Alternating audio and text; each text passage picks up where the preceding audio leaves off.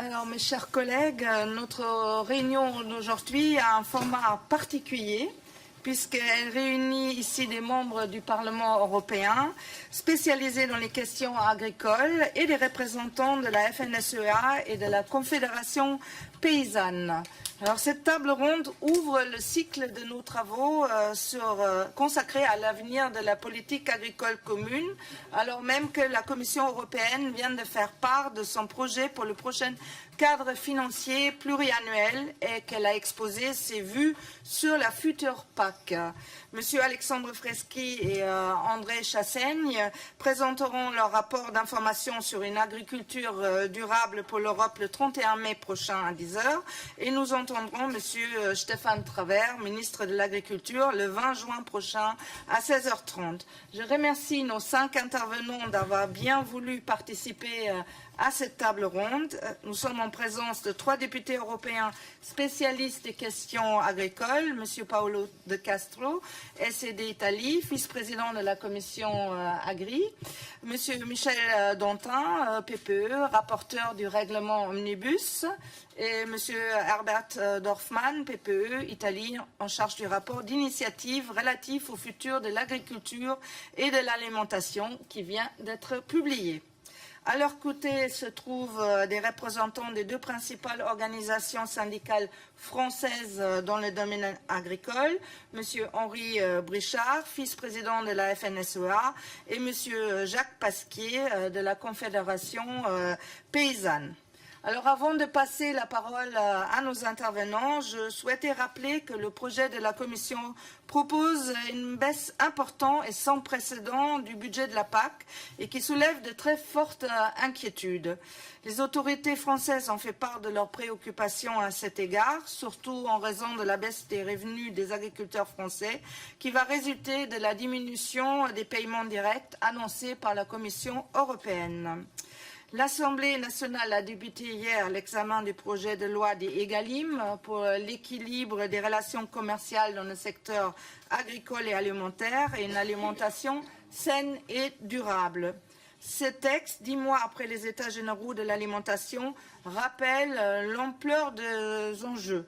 Nous avons plus que jamais besoin d'accompagner la transition de notre agriculture vers des systèmes plus durables, plus résilients et plus performants. Répondre aussi aux attentes des consommateurs en termes de sécurité alimentaire et préserver notre environnement et notre écosystème.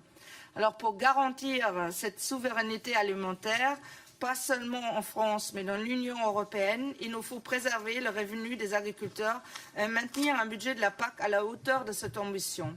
Comment soutenir une agriculture compétitive, innovante et durable dans un monde en profonde mutation?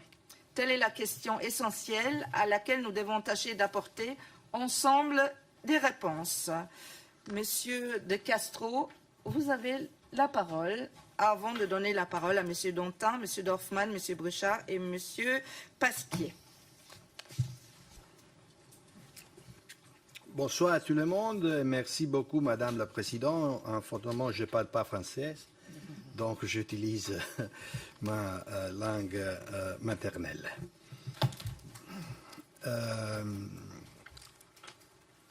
Normalement, nous, au Parlement européen, un numero di minuti molto scarsi. Peu de temps à disposition pour nous exprimer.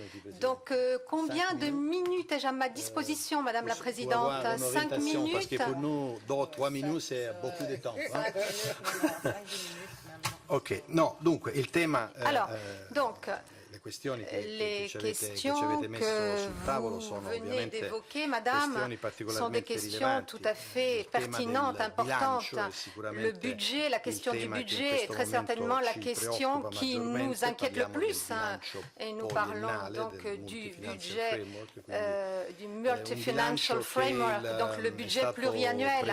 Un budget qui a été présenté ces derniers jours par la Commission européenne, en particulier par le commissaire Oettinger qui a présenté une proposition qui n'a pas été manifestement accueillie avec la plus grande satisfaction par notre commission, la commission Agriculture et Développement rural du Parlement européen. Un budget, comme vous le savez, qui se fonde sur deux problématiques. D'abord, l'impact du Brexit, estimé à 12-13 milliards d'euros par an, ainsi que l'impact des nouvelles politiques européennes, des politiques migratoires, des politiques pour une défense commune et un renforcement des fonds pour la recherche, Horizon 2020, Erasmus. Donc, tout un ensemble de besoins, d'exigences qui nous mènent à une plus grande nécessité financière du budget de l'Union de 25-26 milliards d'euros. Donc, face à ces nécessités financières, la Commissione a proposto un aumento delle risorse provenienti dagli Stati membri dello 0,1%, cioè dall'1 all'1,1%. E con questo aumento, con questo piccolissimo aumento, è evidente che le risorse non sono sufficienti ne suffisent pas pour pouvoir couvrir la plupart des besoins autour du Brexit et la plupart des dépenses dues aux nouvelles politiques mises en œuvre. D'où la nécessité de réduire le budget rilevanti, quelle che occupano la fetta del bilancio maggiore, che sono, come ben sapete, la politica agricola comune da un lato e la politica di coesione. Sulla politica agricola comune le cifre presentate dalla Commissione parlano di circa un 5% di taglio, ma questo 5% però è calcolato innanzitutto non sulla media dei pagamenti del settennio precedente, 2014-2020, ma è calcolato sull'esborso del 2020, l'ultimo anno, e quindi incorpora già di per sé una riduzione di bilancio dovuto all'effetto di riduzione di spesa per le spese agricole nel settennio in corso. E il secondo aspetto che ci preoccupa moltissimo è la valutazione a euro correnti e non a euro costanti. Ora è chiaro che il combinato disposto dei due aspetti, da una parte euro costanti, dall'altra parte il riferimento all'ultimo anno, comportano un taglio al bilancio della politica agricola comune ben superiore al 5%. Alcune stime hanno calcolato intorno al 15-16% per il primo pilastro e un taglio ancora superiore per lo sviluppo rurale intorno al 20-22%. Naturalmente sono tutte cifre stimate su quale la battaglia politica, chiamiamola così, la discussione è appena iniziata. Voi sapete che il Parlamento europeo in seduta plenaria aveva chiesto un aumento delle risorse degli Stati membri, non dello 0,1 quanto proposto dalla Commissione, ma dello 0,3. Questo aumento ovviamente avrebbe comportato la copertura dell'intero proposta di spesa e della Brexit, senza apportare nessun taglio alle politiche estere. Cosa dire? È chiaro che in questo quadro molto dipenderà da come si svolgerà il negoziato e dal punto di vista degli Stati membri sapete che ci sono molti Stati membri che non sono disposti ad aumentare le spese proprie e probabilmente non accettano neanche l'aumento dello 0,1 proposto dalla Commissione. Mi riferisco a alcuni paesi come la Svezia, come la Danimarca, au Danemark en particulier, mais aussi d'autres pays de l'Europe de l'Est, il cosiddetto gruppo di Visegrad, le groupe de Visegrad en che anche loro hanno manifestato contrarietà. Ecco, questo per quanto riguarda il bilancio, naturalmente la partita è aperta. Noi come Parlamento europeo, come Commissione Agricoltura, deploriamo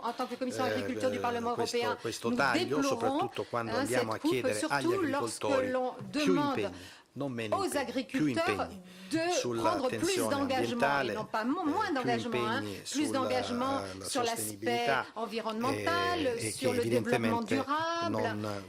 Donc, on ne comprend pas pourquoi c'est aux agriculteurs de payer la facture s'agissant du Brexit, qui est un choix libre du Royaume-Uni de quitter l'Union européenne. Alors, s'agissant de la PAC, Madame la Présidente, alors, pour la PAC, on parle encore d'hypothèse, parce qu'il faut préciser que la présentation officielle des 3 textes législatifs de la PAC, le premier qui comprend le premier et le deuxième pilier, le deuxième qui concernera le thème unique et le 3, les mesures horizontales, n'ont pas encore été présentés ces textes au Parlement européen et au Conseil. Donc, on parle pour l'instant d'hypothèse. On en a parlé à plusieurs reprises au sein de la Commission. Il y a mon collègue Herbert qui a été rapporteur de notre avis que nous avons déjà voté au sein de la Commission agriculture, mais nous n'avons pas encore voté en plénière. Donc, l'avis de notre Commission sur la communication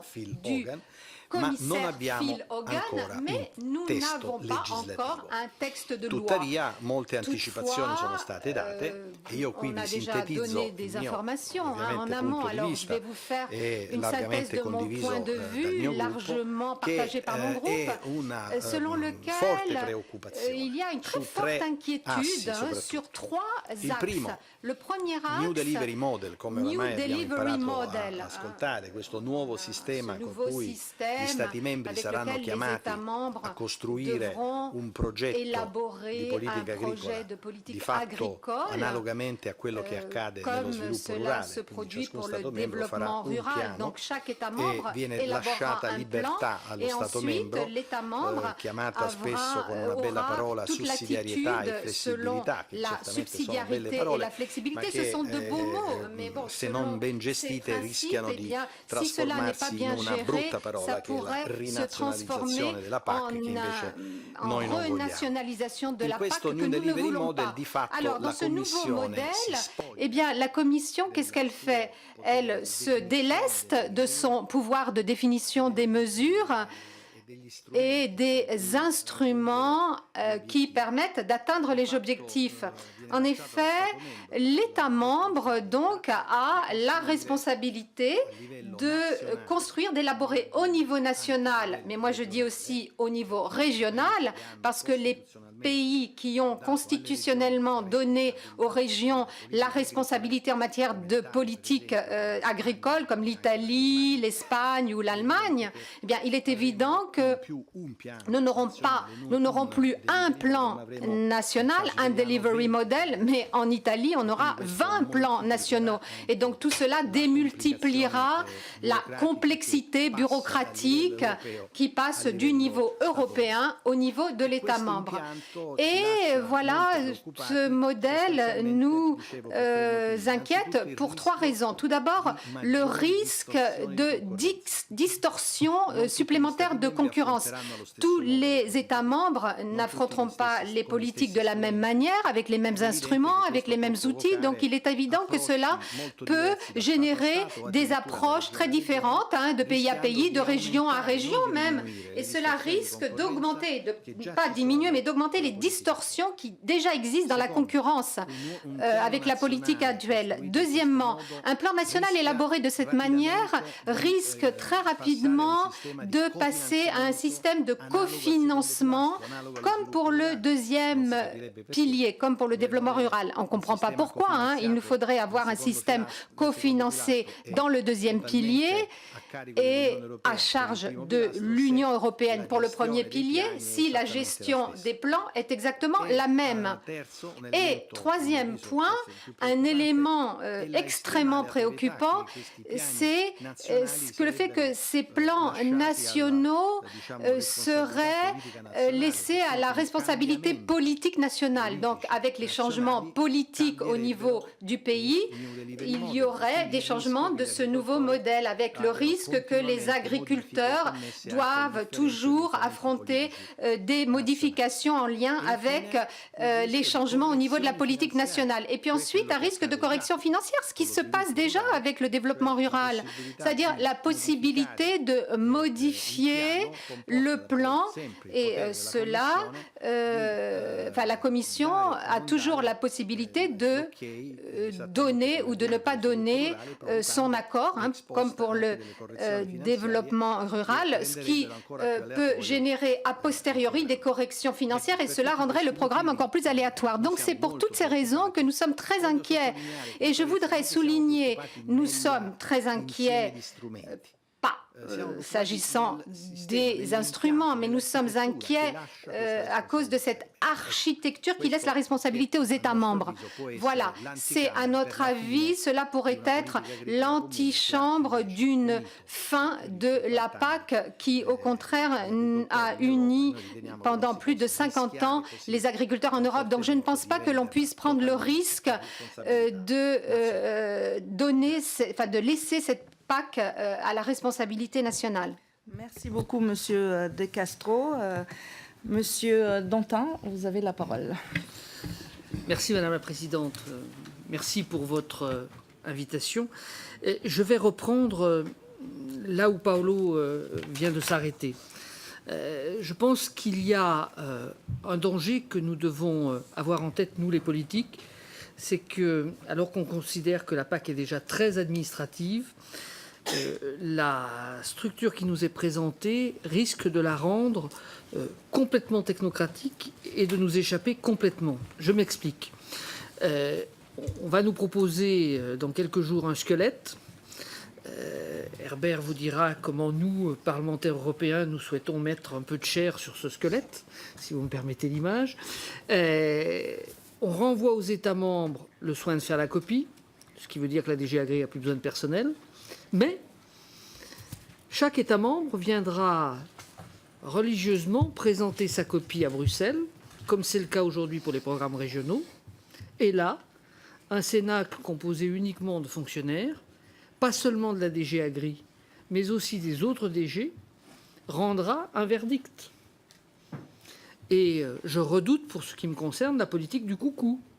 C'est-à-dire que les DG sans budget viennent picorer dans le budget de l'agriculture en imposant des contraintes supplémentaires qui rendront la vie des exploitants agricoles impossible. Alors, sur le plan méthode et sur le plan calendrier, qu'est-ce que l'on peut dire aujourd'hui ? Le pari qu'ont fait un certain nombre des grands chefs européens, c'est de vouloir nous faire tout boucler, et le budget et les politiques sectorielles, notamment la PAC, avant les élections européennes. Moi, je ne vous cache pas que pour moi, ça paraît tout à fait illusoire. D'abord, je doute de la capacité des chefs d'État et de gouvernement à se mettre d'accord en 9 mois sur un projet de budget insensé qui a été présenté par la Commission il y a quelques jours. Je vous rappelle qu'il a fallu près de 2 ans et demi la dernière fois. Et sur les politiques, je veux bien que les parlementaires ne fassent plus rien, n'aient plus le droit de bouger le doigt sur la couture. Mais je rappelle que la dernière fois, en 2013, j'étais l'un des rapporteurs, nous avons eu 8000 amendements à traiter. Bon. Donc je ne vois pas comment on va traiter 8000 amendements en 15 jours ou 3 semaines, comme on tente à nous le demander dans le calendrier qui est mis en place aujourd'hui. À cela s'ajoute un problème démocratique. On va caler un budget pour 7 ans, on va caler des politiques pour 7 ans. Si on fait tout ça avant les élections européennes, ça veut dire que les députés européens de la prochaine mandature vont pouvoir faire du terrain ce que nous n'avons pas le temps de faire aujourd'hui. Parce qu'en fait, ils n'auront ni budget ni politique essentielle à voter au cours du prochain mandat. C'est pour moi complètement aberrant. Alors, puisque je suis français et que je m'adresse à des parlementaires français, je voudrais simplement rappeler ou dire plus exactement mon sentiment sur le rôle que doit jouer la France. Nous sommes et nous restons un grand pays agricole dont les décisions sont regardées par les autres et pour lequel le leadership sur les questions agricoles continue à être attendu. Il est toujours possible de constituer une majorité parce qu'un certain nombre de petits pays ont, comme nous, des grands intérêts agricoles. Nous avons, nous, en France, fait du secteur agricole un secteur économique à part entière avec des gens qui sont en monoactivité. Dans beaucoup de pays européens, l'activité agricole est un complément d'autres activités professionnelles, ce qui amène à avoir des visions un peu différentes. Lorsque l'on parle budget au niveau d'un État, il faut bien évidemment qu'on ait le souci de regarder recettes-dépenses. Aujourd'hui, la PAC est pour la France le principal poste de retour des financements consacrés au budget européen par notre pays. Si, comme le montrent les chiffres que nous avons maintenant, la baisse varie de 15 à 20% au cours de la législature qui vient, et que nous maintenons à quelque chose près, où nous augmentons un peu notre contribution, nous allons donc accroître la dépense pour le budget français. Qui plus est, si on a un effondrement au niveau où on l'a, on sera vraisemblablement au niveau du deuxième pilier de mettre des moyens supplémentaires. D'autant que dans les propositions dont j'ai connaissance de la Commission voudrait plafonner à 43% en moyenne son taux de cofinancement dans le deuxième pilier. Donc il faut que nous ayons au niveau français très vite un discours très clair au sein des différentes institutions. Ça nécessite, par-delà nos sensibilités politiques, qu'on ait un minimum de coordination entre nous, puisque je vous rappelle que quand on est au Parlement européen, on est dans une instance internationale et que nos couleurs ont des fois moins d'importance que nos positions dans un combat qui, sur la question agricole, est plus un combat de perception nord-sud. Pour ça d'ailleurs qu'on est à peu près sur la même ligne, quelles que soient nos sensibilités politiques. Parce que nous avons la même relation à l'alimentation, nous avons donc la même conception de ce que doit être un produit agricole de qualité, de ce que doit être le modèle agricole. Et ce clivage nord-sud, nous l'avons gagné en 2013 parce que nous avons fait bloc, les pays du Sud qui avons le plus de députés, face à la traditionnelle pression de nos collègues d'Europe du Nord. Je reviendrai sur ce point-là tout à l'heure si vous voulez. Merci beaucoup, Michel Dantin. Monsieur Dorfmann, vous avez la parole. Merci, grazie Presidente, grazie per questo invito. Madame la Présidente, merci pour cette invitation. Alors, Paolo De Castro a déjà rappelé qu'au Parlement, à l'heure actuelle, nous élaborons un document politique qui n'est pas une réponse à la communication du commissaire Hogan. Nous avons voté la semaine dernière au sein de la commission agriculture et nous le voterons ce texte en plénière la semaine prochaine. Et donc, on conclut ce travail sur les questions les plus importantes de la PAC et on voulait exprimer une pensée politique. Et lorsque nous aurons les propositions législatives, eh bien, nous pourrons continuer. Alors, je voudrais résumer simplement quelques-uns des points du rapport que nous avons rédigé. Alors, je vais vous dire une phrase simplement sur le New Delivery Model, parce que je partage tout ce qui a été dit par Michel et Paolo. Je voudrais ajouter que le Parlement européen comprend bien que cette PAC est devenue une politique très bureaucratique, complexe, et donc n'importe quel modèle qui puisse améliorer cette bureaucratie avec un meilleur partage des missions entre l'Union européenne, les États membres et la Commission, eh bien, tout ça est très positif, sans toutefois tomber dans les dangers que Paolo De Castro a mentionnés. Alors, je voudrais, cela étant dit, parler du premier et du deuxième pilier. C'est là que la PAC dépense le plus. on doit se demander quelle agriculture nous voulons en Europe. Moi, je pense que le modèle que nous portons en Europe, à savoir une agriculture basée sur des exploitations agricoles familiales, eh bien, doit rester notre objectif, parce que c'est ça qui caractérise l'agriculture en Europe. Donc, quelques réflexions sur le premier pilier. Plus de 40 milliards sont dépensés chaque année. Donc, cela mérite quelques réflexions.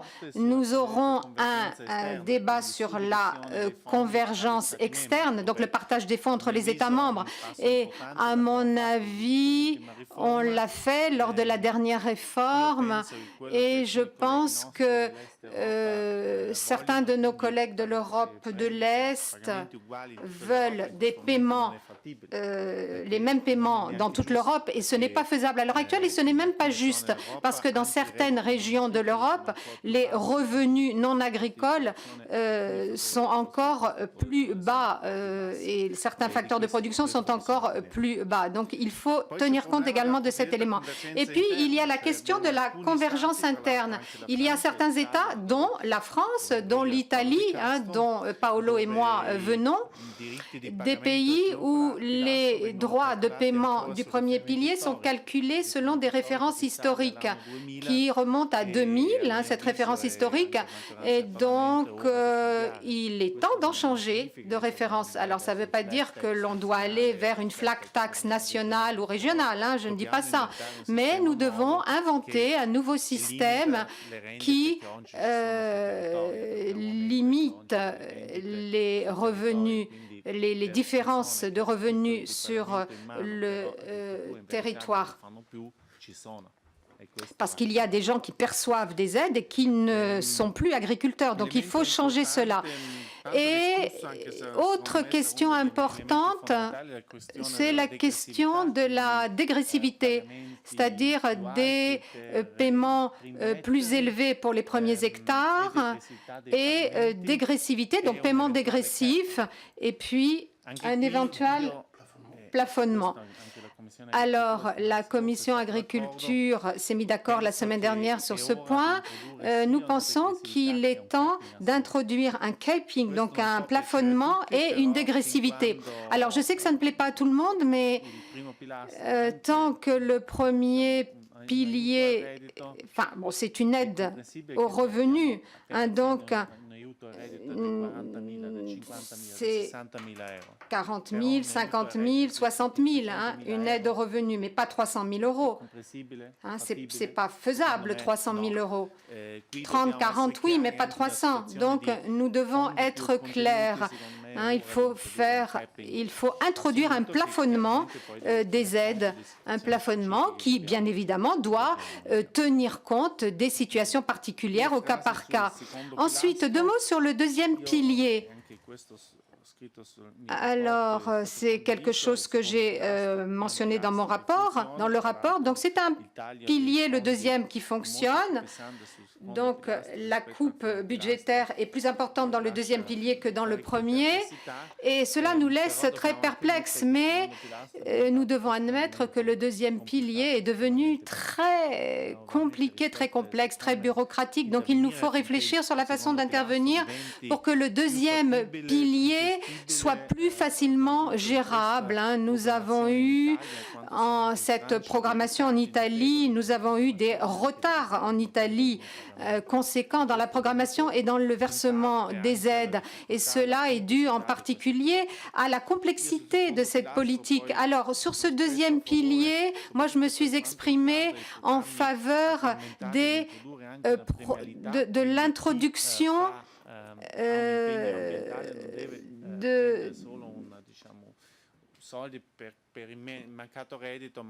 Oui, c'est-à-dire qu'il faut aussi prendre en compte ce que l'on fait pour le développement durable. Donc, s'agissant maintenant de l'architecture verte, nous avons, avec la dernière réforme, introduit le verdissement.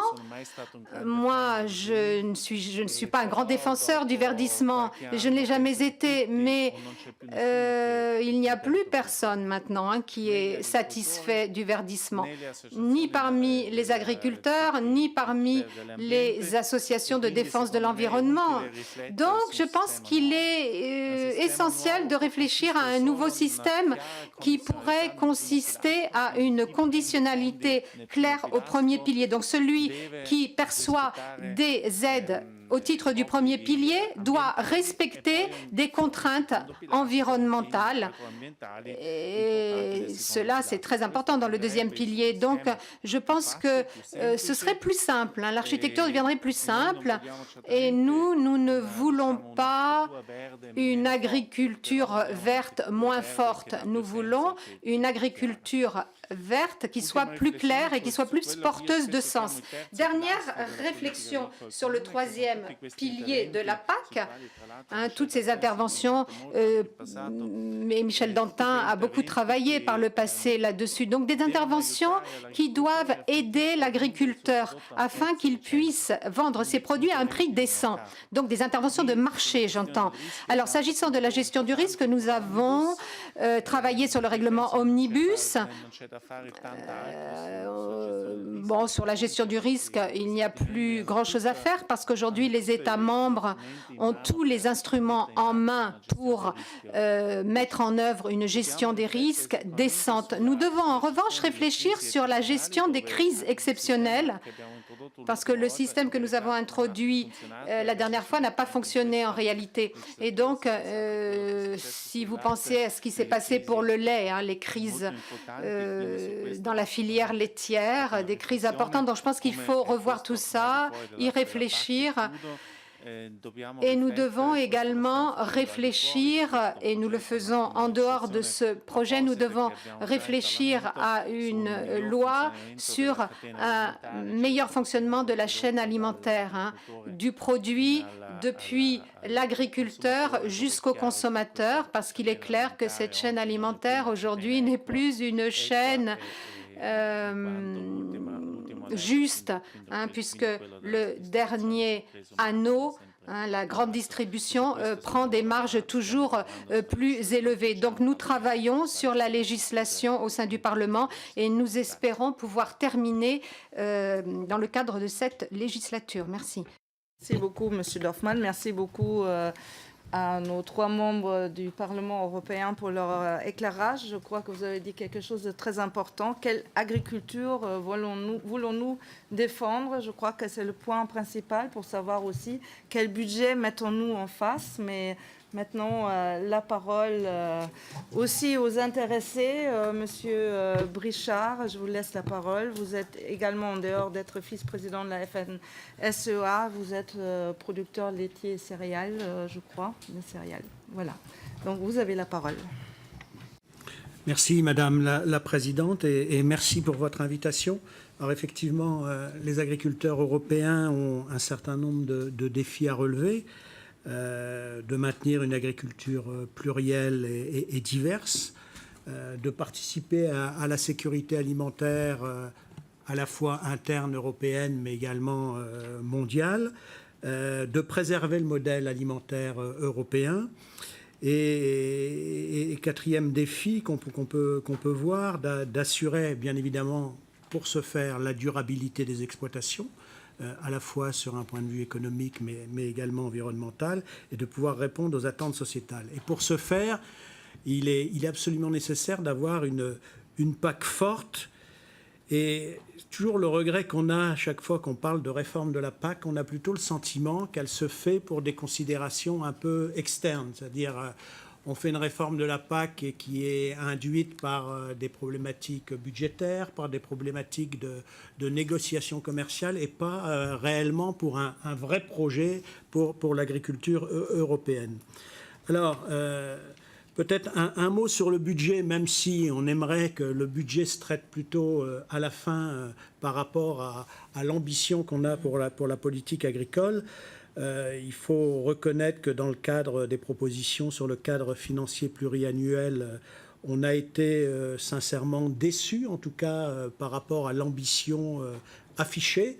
L'ambition affichée parce qu'effectivement, même si en dehors de toutes les problématiques de chiffres qui sont un peu, j'ai envie de dire, manipulées par les uns et par les autres, et en tout cas auxquels on peut faire dire un peu tout ce qu'on veut, ce 1,1% du revenu national brut manque sincèrement d'ambition par rapport au 1,2% qui circulait à un moment donné, et on a plutôt le sentiment que c'est le clan des, permettez-moi l'expression, des radins qui, en tout cas à ce stade, a gagné par rapport à une ambition européenne que nous, on partage, qu'on partage bien évidemment pour le secteur agricole, mais pour un ensemble d'autres politiques. Et la deuxième remarque que je voudrais faire par rapport à ces propositions sur le cadre financier pluriannuel, on a sincèrement le sentiment qu'on fait payer pour ces nouvelles politiques les anciennes politiques, et en particulier la politique agricole commune, et qu'effectivement, derrière l'ambition de développer un certain nombre d'autres politiques, on aurait préféré qu'il y ait une ambition d'avoir un budget supplémentaire. Et je rappellerai simplement le chiffre que le budget de l'Union européenne dans son ensemble représente à peu près 1% de l'addition de l'ensemble des budgets des politiques publiques de tous les États membres, ce qui n'est pas vraiment grand-chose. Voilà, donc on espère en tout cas que ça va s'améliorer. Ensuite, et pour ne pas être trop long, effectivement, on a un certain nombre d'interrogations par rapport à effectivement un certain nombre de propositions qui vont arriver, même si on ne les connaît pas formellement, puisque sur la PAC, les propositions législatives n'arriveront que dans quelques jours. D'abord, je voudrais dire un mot sur ce New Delivery Model, effectivement, qui est la grande nouveauté de ces propositions. Pour nous, c'est une fausse bonne idée, parce qu'effectivement, le commissaire Hogan a mis très en avant les difficultés que pouvaient ressentir les agriculteurs, en tout cas dans l'application des mesures de la politique agricole commune. Et en tout cas, ce n'est pas de cette manière qu'il nous semble qu'il fallait pratiquer pour rendre la politique agricole plus acceptable et plus sympathique pour les agriculteurs. Effectivement, on a plutôt le sentiment que la Commission européenne renvoie le bébé aux États membres, et qu'en tout cas, tous les exercices de simplification qu'on a connus depuis quelques années en sont la preuve. Ça a été plutôt des exercices de simplification en termes de gestion pour la Commission européenne, plutôt que des exercices de simplification qui se sont traduits par des faits sur les exploitations, et qui auraient rendu l'acceptation beaucoup plus facile. Sur l'architecture de cette politique agricole commune, nous sommes très attachés, nous, aux deux piliers, et on espère que ça ne sera pas remis en cause. Un premier pilier plus économique, qui doit être effectivement exclusivement financé par l'Union européenne, et je reprends à mon compte les interrogations des parlementaires européens sur le fameux New Delivery Model, des risques qu'il pourrait y avoir avec une forme de subsidiarité assez importante, d'un délitement du sens commun de la PAC, qui signifierait un pas vers une fin prochaine d'une politique agricole commune.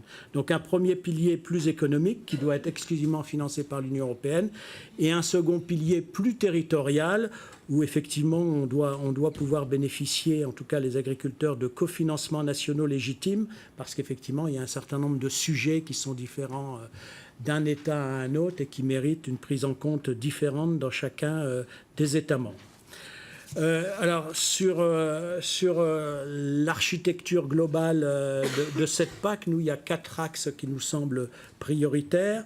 D'abord, l'axe des soutiens directs, parce que les soutiens directs, effectivement, sont le premier facteur de durabilité sur les exploitations, même si ce n'est pas une sécurité à tout va, et que ces soutiens directs sont absolument indispensables pour participer, pour permettre en tout cas aux agriculteurs de participer à ce qu'on leur demande, donc cette double performance économique et environnementale.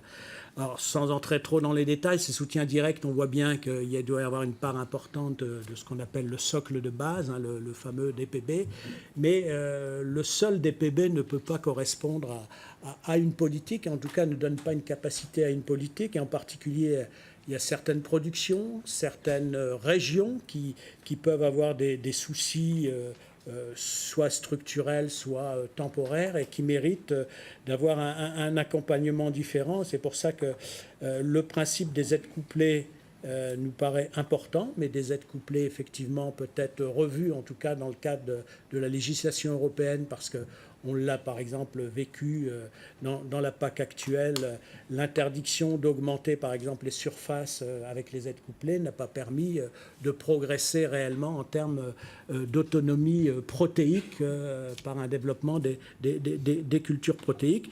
Et puis ces aides couplées doivent également permettre aux filières ou aux producteurs de mieux se structurer. Et là aussi, il y a un problème législatif qui empêche, et on l'a vécu en France sur la production ovine, que ces aides couplées soient en tout cas favorisent en tout cas les agriculteurs qui s'organisent mieux, et ça c'est quelque chose qu'il faut modifier. Voilà, donc sur les soutiens directs, c'est ça, et je rajoute bien évidemment les indemnités de compensatoire de handicap, parce qu'il y a certains territoires qui sont plus fragiles, qui ont une compétitivité moindre, et qu'il est important dans un marché ouvert de pouvoir remettre un peu à niveau par rapport aux autres. Le deuxième axe qui est également important et qui est peut-être celui sur lequel on attend le plus de nouveautés, en tout cas au niveau de la PAC, c'est la gestion des risques et des crises, parce que bien évidemment les agriculteurs sont soumis à des aléas, qu'ils soient économiques, qu'ils soient environnementaux, qu'ils soient donc des aléas de plus en plus là souvent et de plus en plus importants, et les anciens outils ne permettent pas forcément réellement de répondre à ces données. Alors bien évidemment, il ne s'agit pas, face à ces aléas, que nous, agriculteurs, attendions tout de la politique agricole commune. On a une part de ces aléas qu'on doit être en capacité de gérer au niveau de nos exploitations. Encore faut-il parfois qu'on nous le permette. Je vais reprendre un exemple un peu tout bête. Quand dans des régions qui peuvent avoir des difficultés en termes d'eau, on n'autorise pas les agriculteurs à faire des réserves d'eau quand il pleut pour l'utiliser cette eau quand c'est sec. C'est quand même un peu dommage. Et donc en dehors des réglementations nationales, nous on considère qu'en tout cas dans la PAC et en particulier dans le deuxième pilier, autour des investissements, on doit avoir un certain nombre d'outils qui permettent de donner plus de capacité à résister aux aléas aux agriculteurs. Ça, c'est le premier niveau, au niveau des exploitations. Je rajouterais bien évidemment, mais c'est un dossier plus national, la notion d'épargne de précaution dans ce monde très volatile économique. Ensuite, il nous faut une capacité autour de ces aléas de raisonner un peu en filière, soit au niveau des filières, soit au niveau des territoires. Il existe un certain nombre d'outils qui ont été un peu mieux, et en particulier grâce au travail des parlementaires européens, qui ont été un peu modifiés pour les rendre plus praticables par les agriculteurs. Donc c'était dans le cadre d'Omnibus. Il faut qu'on continue sur cette voie-là. Ça peut être les assurances climatiques, ça peut être les fonds mutuels, les instruments de stabilisation du revenu. Mais je ne voudrais pas oublier, et certains pays l'oublient facilement dans le cadre de cette notion des aléas et d'aléas qui augmentent, la responsabilité aussi des politiques publiques, et en particulier européennes, pour faire en sorte, non peut-être pas de revenir à des systèmes de gestion de marché complète, etc., mais d'avoir un certain nombre d'outils de correction de marché qui nous paraissent indispensables, parce que les agriculteurs seuls ne seront pas toujours forcément en capacité de résister. Et donc ces outils de correction de marché ou d'action sur les marchés ont besoin singulièrement d'être revus. Bien évidemment, il y a des outils qu'on connaît, mais qui là aussi méritent d'être toilettés. On prend l'exemple dans le secteur laitier du stockage, et on connaît toutes les difficultés à la sortie de stockage avec les fameux 300 000 tonnes de poudre de lait en stock qui polluent sincèrement le marché. Donc et voilà, il faut trouver des outils qui soient vertueux au niveau des politiques publiques pour mettre ça en place. Troisième axe, l'architecture environnementale. Alors, je voudrais, si c'était la peine, mais j'espère que non, combattre l'idée qui consiste à opposer les agriculteurs à la notion environnementale, ou en tout cas l'économie à l'environnement. On le fait complètement nôtre. Ce qui nous chagrine à chaque fois dans ce qui est mis en place dans les politiques agricoles communes, c'est justement ces mécanismes qui souvent ne sont pas adaptés à la réalité des exploitations. Alors effectivement, le commissaire Hogan a mis très fortement en avant cette notion pour rendre plus facile les choses, mais en tout cas une meilleure prise en compte plus intelligente des problématiques environnementales nous semble indispensable. Et je termine parce que j'ai été long, juste pour insister sur le quatrième axe, qui est le fonctionnement de la chaîne alimentaire. Mais je sais qu'il y a eu déjà un certain nombre de progrès dans le cadre d'Omnibus, mais ces progrès sont à poursuivre pour permettre un réel partage de la valeur ajoutée. Merci beaucoup, Monsieur Brichard. Et la parole est à la Confédération paysanne, Monsieur Jacques Pasquier. Oui, bonjour. Merci de nous avoir invités à cette table ronde. Alors, pour dire un mot sur le budget, sur la question du budget qui nous a occupé récemment, certes, le budget est important, mais là, je partage ce qu'a dit Henri Brichard, ça devrait venir après.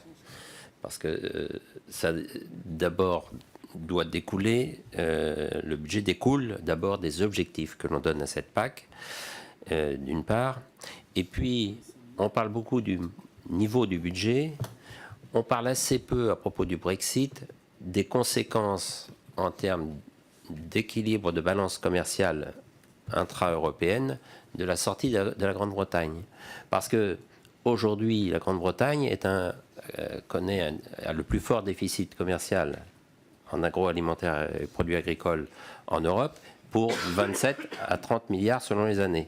Ce qui n'est pas anodin, parce que certes, on pourra imaginer vendre ses productions ailleurs dans le monde, ou peut-être continuer à le vendre à la Grande-Bretagne, mais il y a une vigilance à avoir par rapport aux négociations des nouvelles ou des futures modalités qui pourraient unir ou pas la Grande-Bretagne avec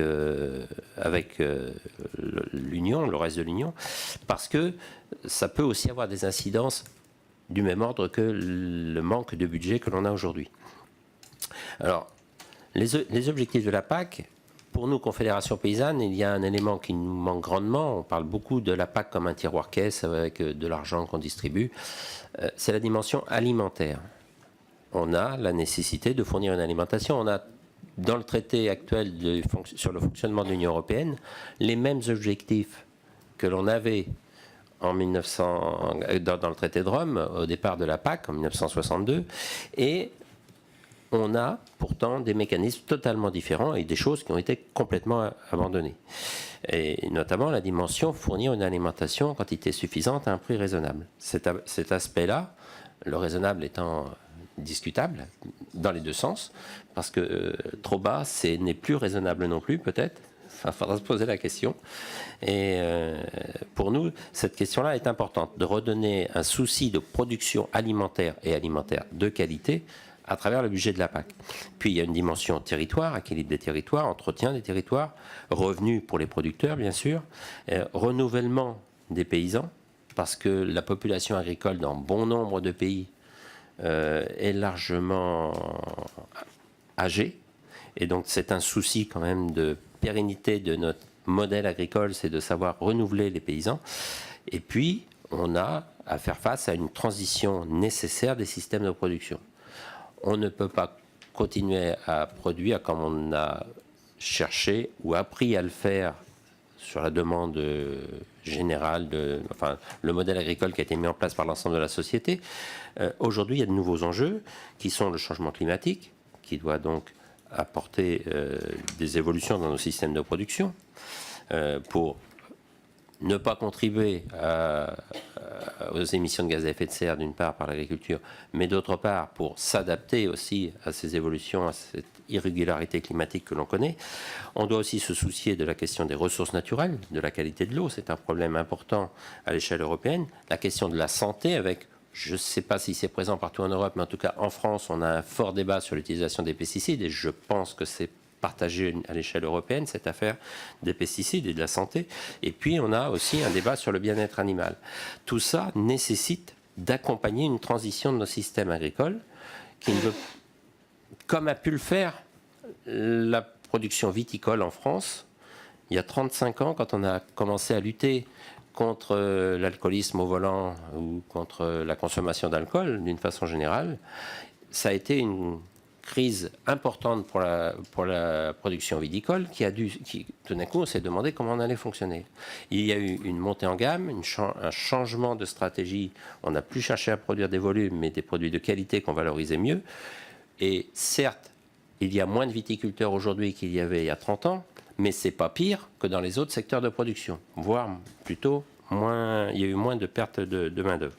Donc, ça, c'est sur les objectifs.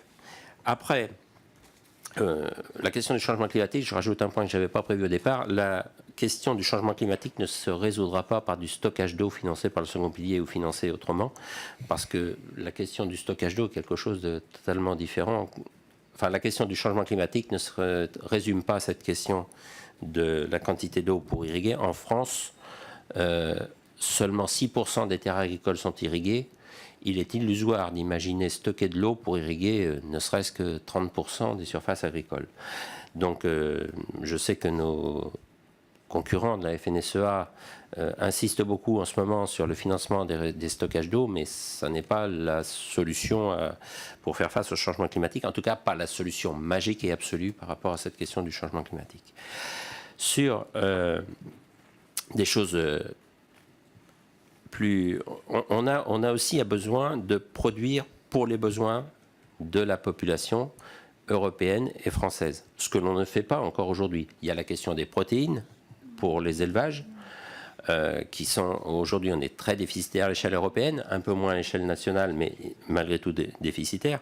On doit donc se donner les moyens d'être plus autonome. Une politique agricole qui cherche à exporter parfois des céréales à un prix qui n'est pas rémunérateur pour les producteurs, c'est le cas quand même depuis 4 ans. Aujourd'hui, les céréales exportées par la France coûtent à la France et à l'Union européenne à travers les budgets de la PAC qui la subventionnent, mais ne créent absolument aucune richesse, alors qu'on importe des protéines que l'on pourrait produire de cette façon. En France, on a un souci particulier sur la question des fruits et légumes, où la production de fruits et légumes, aujourd'hui, la consommation de fruits et légumes en France est importée à 45%, et ce sera dans quelques années 50% qui sera importé, alors que la surface nécessaire pour être autosuffisant ou pour assurer ces besoins serait extrêmement réduite, à condition que l'on utilise les leviers de la PAC dans des projets structurants, des projets de territoire et pour redresser. Cette question des fruits et légumes m'amène à la question de la distorsion. Certes, le New Delivery Model est une usine à gaz qui paraît bien compliquée, ça je partage. Par contre, la distorsion de concurrence que l'on connaît aujourd'hui sur les fruits et légumes n'est pas liée à la complexité des modèles administratifs. C'est lié aux insuffisances de la construction européenne. On a créé un marché unique, mais on n'a pas harmonisé. Quand on parle de convergence, certes, sans doute cette convergence externe, elle est nécessaire, mais une convergence sur la fiscalité, mais notamment et surtout sur la rémunération du travail, sont largement nécessaires. Parler de convergence budgétaire à l'hectare n'a pas grand sens si on n'inclut pas une dimension sociale dans cette convergence entre États.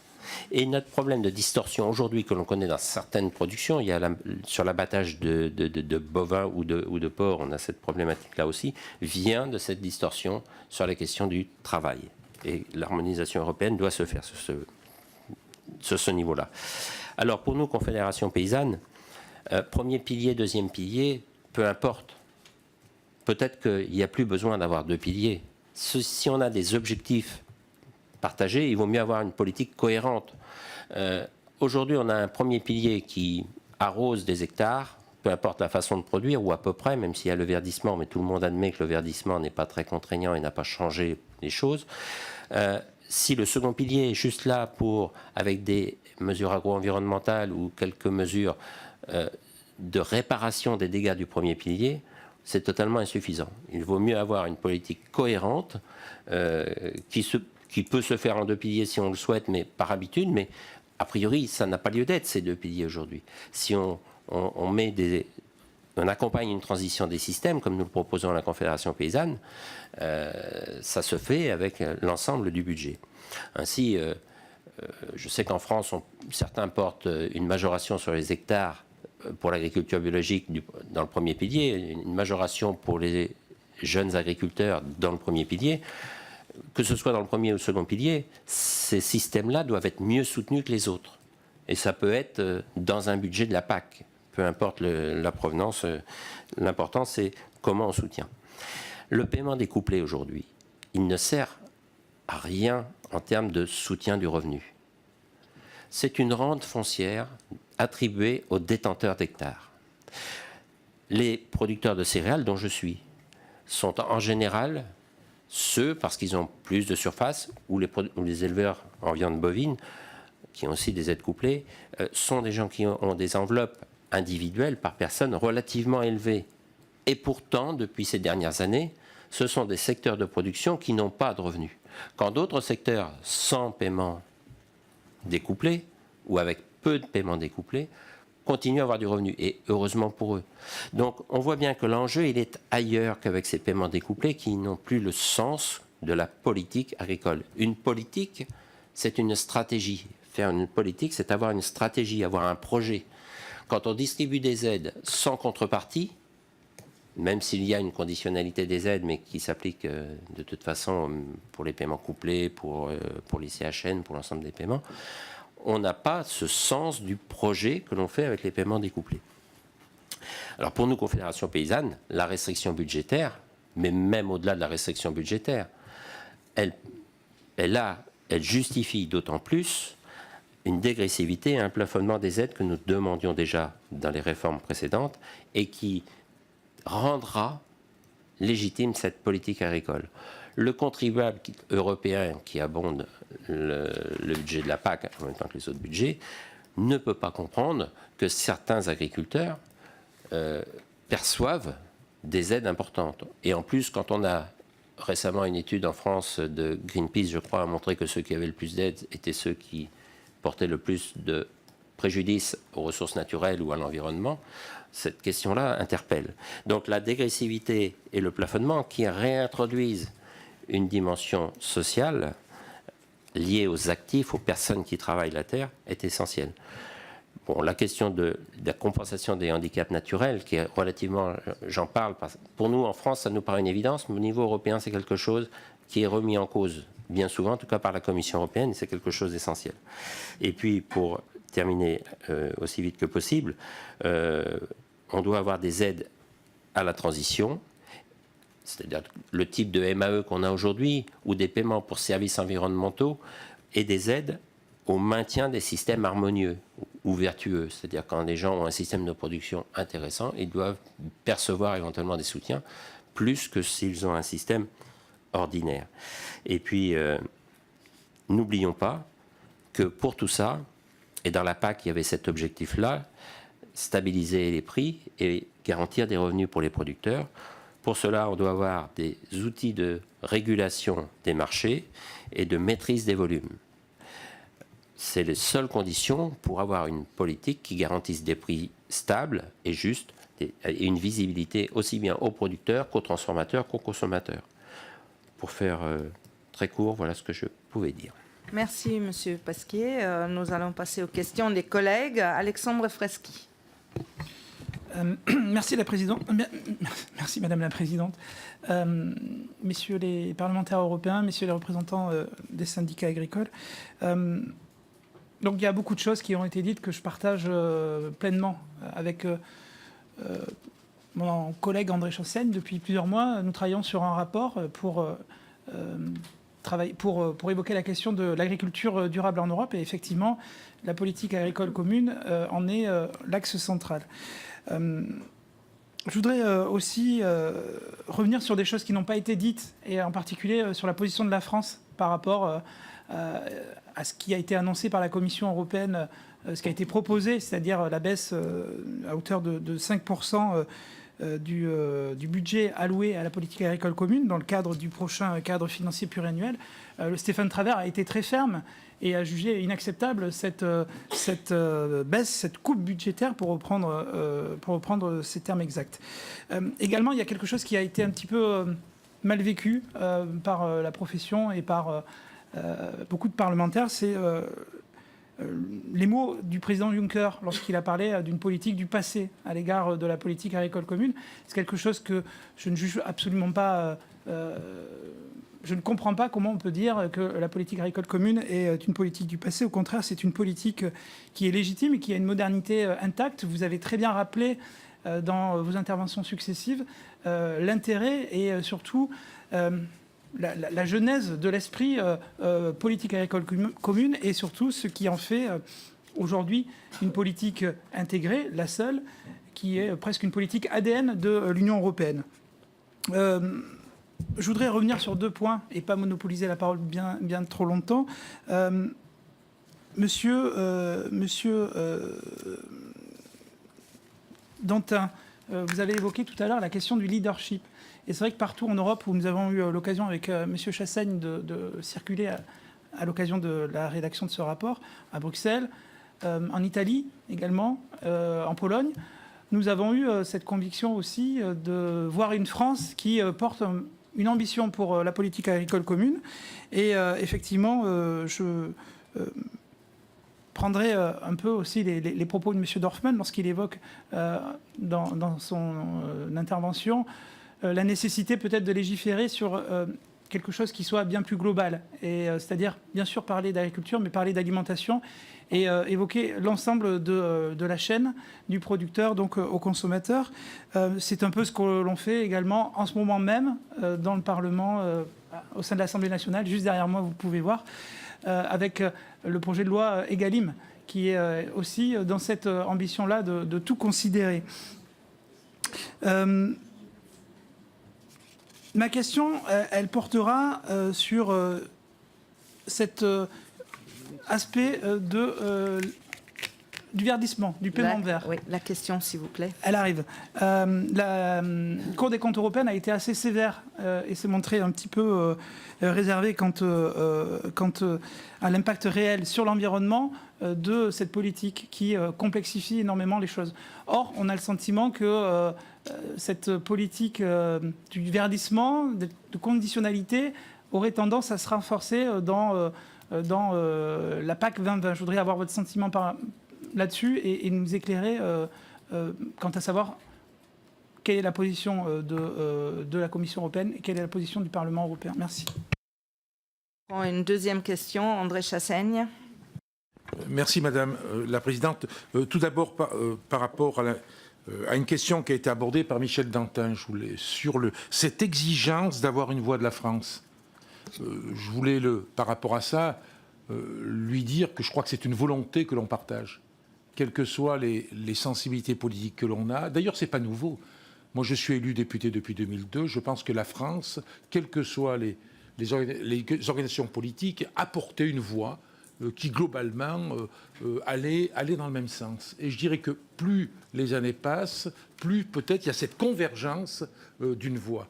Et c'est vrai que sur le budget, sur la question du premier pilier, deuxième pilier, sur le niveau de subsidiarité, sur la question de la distorsion de concurrence, sur l'exigence aussi d'une convergence sociale entre États, je pense qu'il n'y a pas de difficulté par rapport à ça.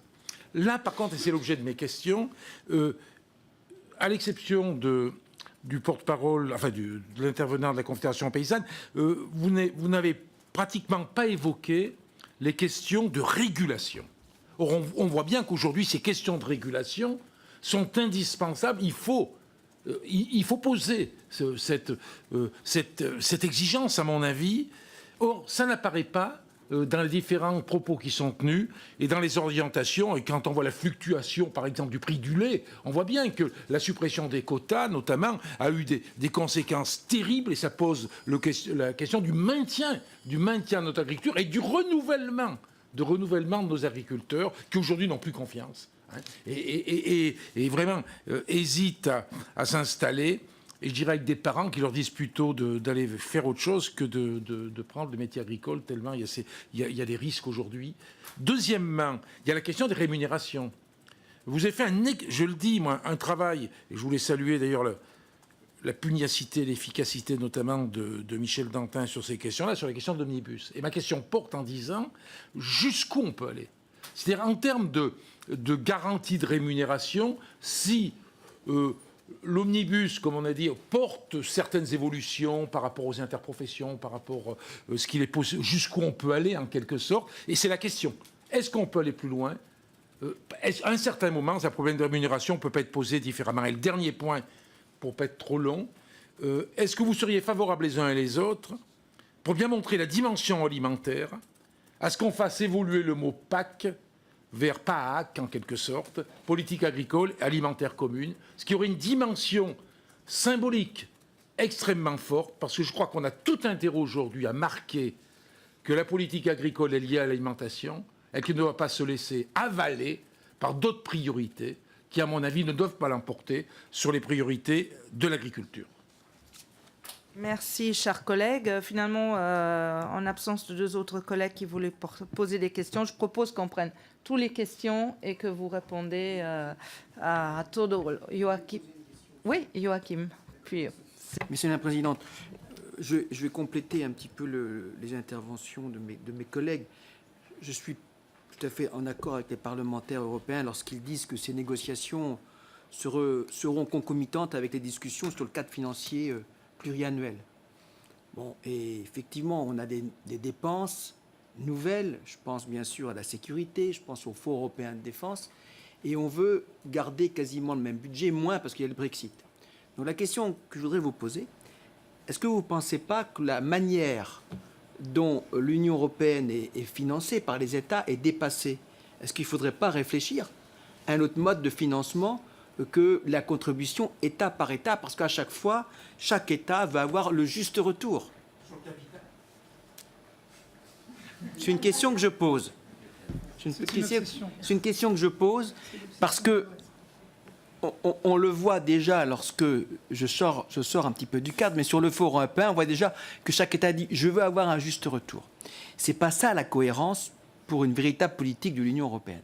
Donc c'est une question que je voulais vous poser. La deuxième question, Philippe Hogan, le commissaire européen de l'agriculture, vise à mon avis, à renationaliser la PAC.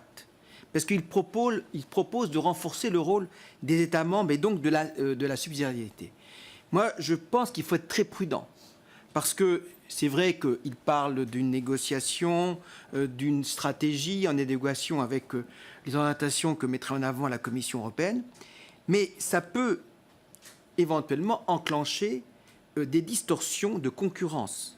Je pense que les leaders syndicaux, et je pense à la Confédération paysanne, qui a rappelé effectivement qu'il y a des problèmes de santé, problèmes du climat, problèmes d'environnement, les problèmes également de fiscalité.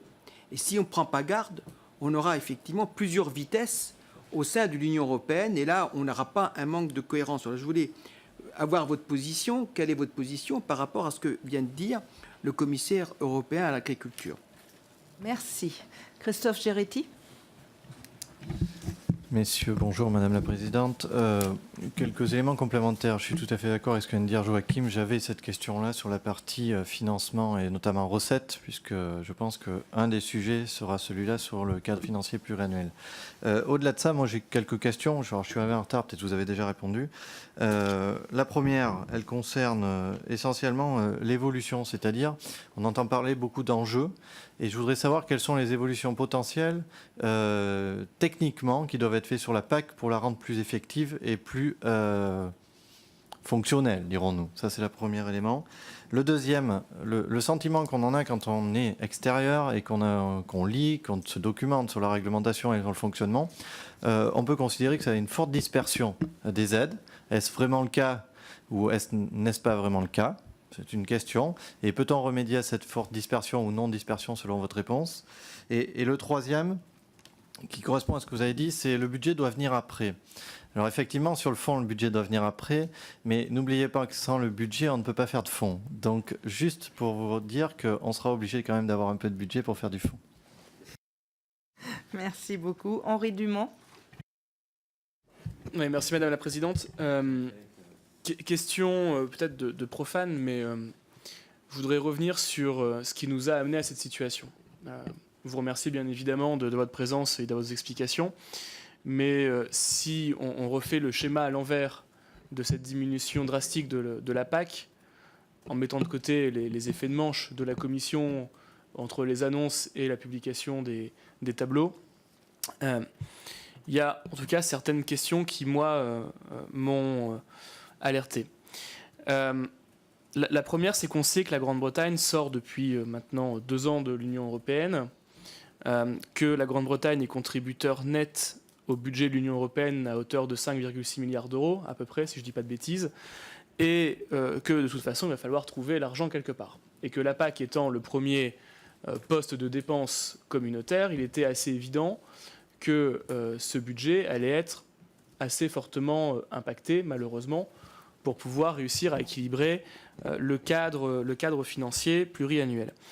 Et moi, j'aimerais bien, en réalité, avoir votre avis, avoir votre opinion sur comment est-ce qu'on est arrivé à cette alerte qui était très clairement identifiée en tant que telle, qui avait également été relayée par de très nombreux parlementaires européens, qui avait été relayée par des parlementaires français lors des questions au gouvernement. J'ai souvenir que les différents groupes ont pu s'exprimer dessus, qui avait également été relayée par nos collègues du Sénat, où on a eu un rapport qui a été mis en lumière et qui a été publié il y a quelques semaines de la part de votre partenaire, de la part de votre homologue au Sénat, présidente de la Commission des affaires européennes et de la présidente de la Commission des affaires éco. Et donc, avec également un président de la République qui déclarait en janvier qu'il fallait défendre une PAC aux ambitions préservées lors de ses vœux aux agriculteurs, et que, in fine, on s'aperçoit que dans le cadre de la lettre qui est envoyée par le gouvernement au moment de la réflexion sur le prochain cadre financier pluriannuel, pour la première fois, la France n'avait pas mis la PAC comme sa première priorité, mais l'avait reléguée au milieu du document, c'est-à-dire à la 2e des 3 pages, et c'est donc une première dans l'histoire de ce document envoyé. Donc j'aimerais en réalité savoir si vous estimez que la France n'a pas forcément joué le rôle moteur qui était le sien des différentes années pour préserver le budget de la PAC, alors qu'on voyait arriver l'iceberg et qu'en réalité, on n'a pas forcément tout fait pour éviter de se le prendre de face. Je vous remercie. Merci beaucoup. Et pour finir, j'aurais une question aussi.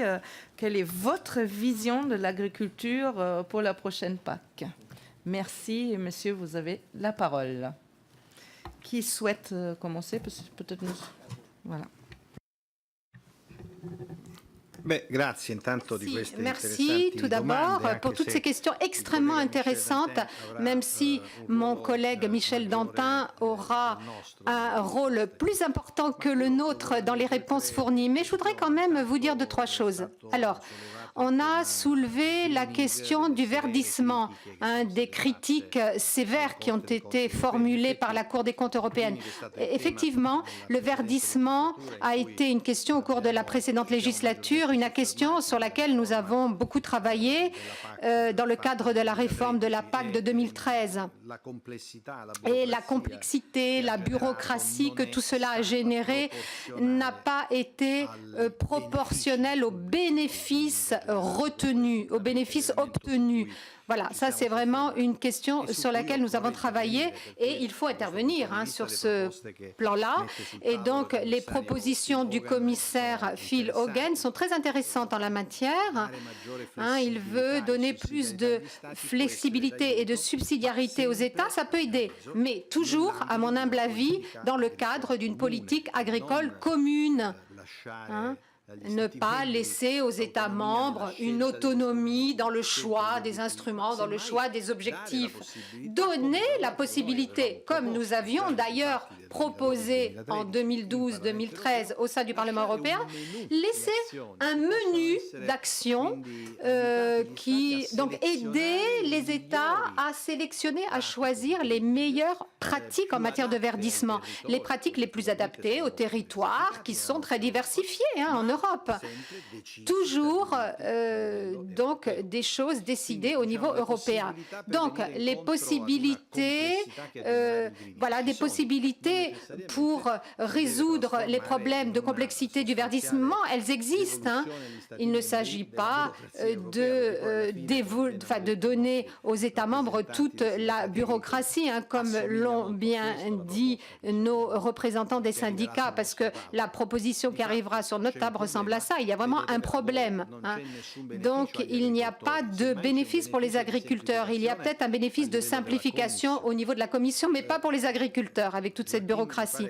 Joachim, je crois, a parlé de la question du budget. Je suis absolument d'accord. Nous, eurodéputés, nous avons fait des propositions qui ont été approuvées en plénière.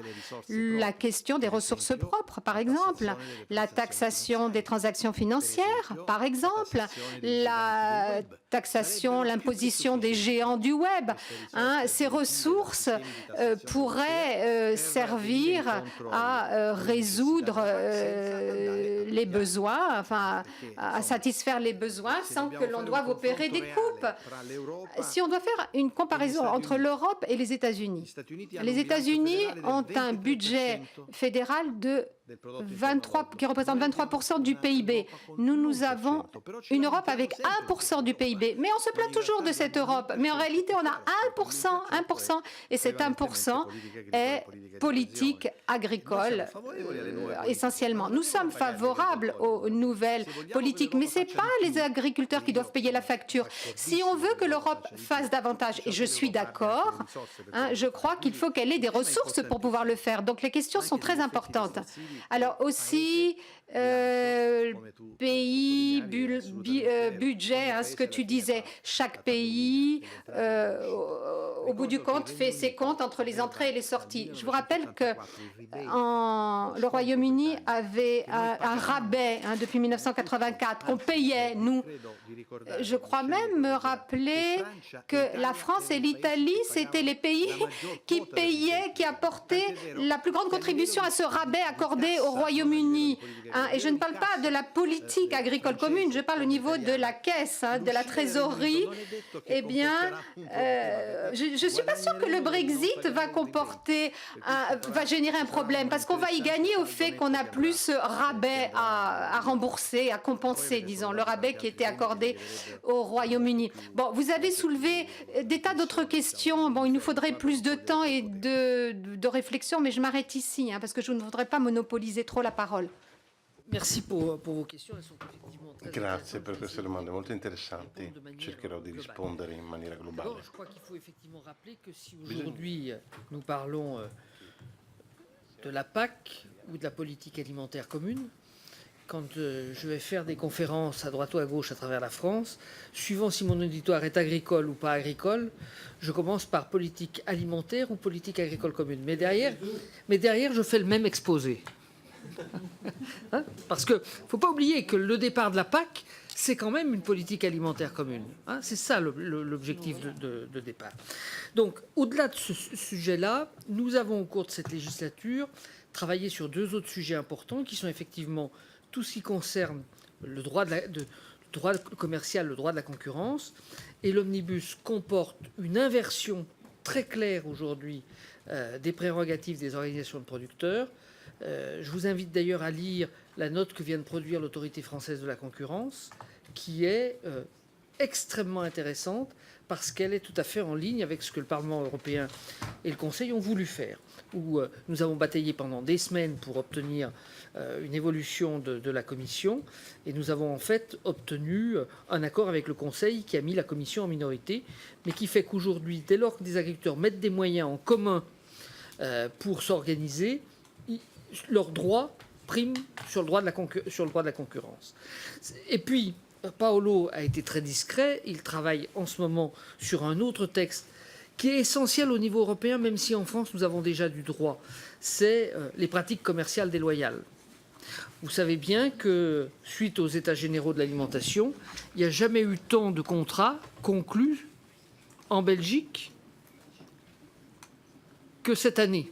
Donc l'intérêt d'avoir un droit européen unique sur ces questions-là vient compléter la panoplie. Alors, sur les questions que vous avez posées, notamment autour des questions de régulation, de renationalisation, etc. Globalement, en Europe, aujourd'hui, il n'y a pas de volonté de la majorité des États membres et de la majorité des parlementaires de remettre en place une régulation du type dont on a connu hier. Mais en même temps, le lait est un bon exemple pour nous montrer que des outils qui ont parfaitement fonctionné à la fin du XXe siècle, l'intervention publique, sont aujourd'hui en situation d'échec.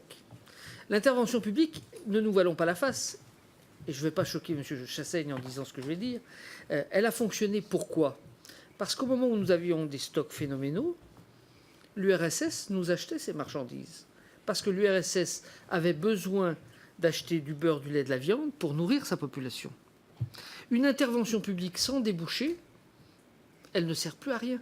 Et effectivement, aujourd'hui, nous avons 300 000 tonnes, M. Brichard l'a rappelé, 300 000 tonnes de poudre de lait sur les bras, dont la Commission ne sait pas quoi faire parce qu'il n'y a pas de débouché. Donc, il faut inventer d'autres outils. Et la difficulté que l'on a aujourd'hui, c'est que quand on parle de volonté de trouver une régulation, on est bien à mal de proposer des outils. En 2013, dans la réforme précédente, j'avais proposé un système qui a fait beaucoup de débats de paiement, enfin de taxation de ceux qui augmentaient fortement leur production en période de crise et d'aide à ceux qui, au contraire, la diminuaient. Cette proposition a été combattue avec une virulence inouïe qui m'amuse aujourd'hui avec le recul. Je me suis retrouvé dans certains pays devant de vrais tribunaux sur ces questions-là. Et puis, la Commission, en 2016, sur le lait, l'a mis en place en partie, en aidant les producteurs qui acceptaient de baisser leur production. C'est une nouvelle forme de régulation. Alors, ce n'est pas applicable à toutes les productions, mais il y a des productions qui peuvent copier ce genre d'intervention. Moi, je me tourne depuis des mois et des années vers Grignon, vers Rennes, vers Angers, toutes nos grandes écoles d'agriculture qui ont des cerveaux bien pensants, en disant « proposez-nous des nouveaux outils de régulation ». Et force est de constater que des nouveaux outils de régulation, il n'y a pas beaucoup d'idées nouvelles. Bon. Donc je pense que celui qui va venir avec une idée intelligente sera entendu. Mais les outils du passé ont montré leurs limites et il ne faut pas vouloir recopier en permanence ce qui est passé. Sur la Grande-Bretagne, les choses, il a été répondu. Sur les aides, leur complexité. Je pense qu'il y a une manière de simplifier la PAC. C'est d'avoir seulement 3 ou 4 types d'aides et puis les agriculteurs se débrouillent pour rentrer dedans.